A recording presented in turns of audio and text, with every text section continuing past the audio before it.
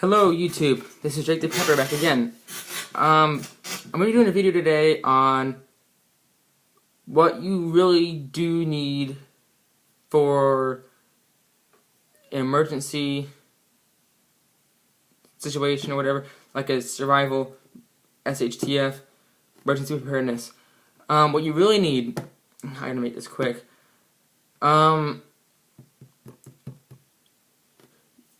one thing you need is the proper mindset. You need the will to survive. You need to be able to carry on. You're feeling tired. It's uncomfortable with your pack on. But you just need to keep telling yourself to just keep going.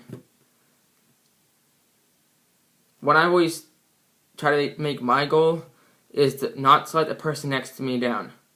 So I'm trying to survive with somebody. Like if I'm out hiking, the person I'm hiking with, I either don't want to be too far ahead of them, or I don't want to be too far behind them. So I don't want to be too far behind them to make them hang back so far to where they feel like they're not doing good enough. And I don't want to hang back, and I don't want to hang back too far to where the person in front of me that's ahead of me thinks that, I'm putting out on them. So you just need the proper mindset to be able to survive and to keep going. The next thing you need is physical fitness. You need to be above average, not obese, but above average in your physical fitness. Now, I'm not saying physical fitness is to where you're all, and everything, and your chest is bulking out, and you have these six-pack abdominal muscles. No, I'm not saying that. I'm saying, maybe make sure that you can do maybe 20 to 30 push-ups without stopping.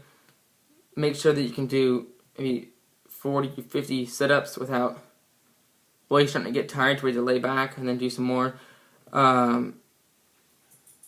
Make sure that you can run a mile in under 10 minutes. Make sure you can do that. Make sure that you can, put it on your pack. It probably weighs 30, 40 pounds. Make sure you can walk with that thing on for about 6 to 7 hours. Take breaks though, of course. But take breaks where you don't have to take it off, but just sit down on the ground for about 1 to 3 minutes. Get a drink of water, and get up, and keep moving. Just make sure that you can do that, and you can keep going with that pack on. Next thing is make sure that you use your gear correctly. So make sure you know what kind of gear you have in your pack, where it is, and how to use it. With a fire, make sure you know how to start a fire. Don't just put some wood on and try to light a match and hold it there forever and try to get it. Find some kindling, some fuel and stuff. Try to make a fire. With your weapon, know how to use your weapon. Like your rifle, make sure you know how to flick the safety on and off, how to, load, reload it, how to clean it, maintain it. Make sure with your knife, you know how to use it correctly. Don't just swing it around. Make sure you know how to, skin animals, or if you have to, defend yourself against somebody, if the need arises. So make sure you know how to do that. Make sure that the people that are around you, that you can trust, make sure that you can really trust them. Say your neighbor, if they seem really trusting, make sure that, if something bad does happen, they are not the type of people that will come over if they know that you have all this stuff and try and take it from you. My neighbors, I don't believe they'll do that. I've known them for a while now. They're preppers too, so that's a good thing to know. Your dog, your cat, my dog's over there. He makes sure that he or she makes sure that your pet, most likely a dog for SHTF, make sure that if you have to, that you're going to have to kill them. Now, I'm not saying killing just because, but I mean, if you need like ease like they're suffering, I mean, I probably couldn't. Maybe I could. I've never been in that type of situation. But I mean, make sure that you'll care for your animal.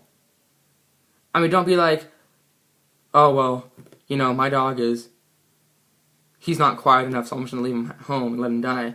You know, I would actually, even though my dog is 170 pounds and he's like 13 months old, even though he's not quiet, I would still keep him with me. Just for security. I mean, like, you know, you don't want somebody on fire watch, you know, if you're sleeping. So, you know, there's 2 people in your group, and then you have your dog. You know, all 3 of you guys just go to sleep. I mean, dogs have that animal instinct to where if they're asleep and they hear something, they will, like, automatically wake up. And if, you know, animals are smart enough to know what kind of situation you're in. So if they know that you're very fearful of something, and you're trying to get away from something, and you're like, you know, you're out of, like, my dog is so used to me sleeping in my room and him sleeping with me, that whenever I go outside to practice bug out, I'm in like a tent, he freaks out. So if your animal, you know, is like, okay, this isn't right, there's something wrong, they most likely automatically try and warn you if something's coming. Most likely. But my dog is a huge baby. He's scared of my cat. Anyway, that's pretty much it. Oh, make sure that you can, you know, get a good enough night's sleep when you're out of your comfort zone.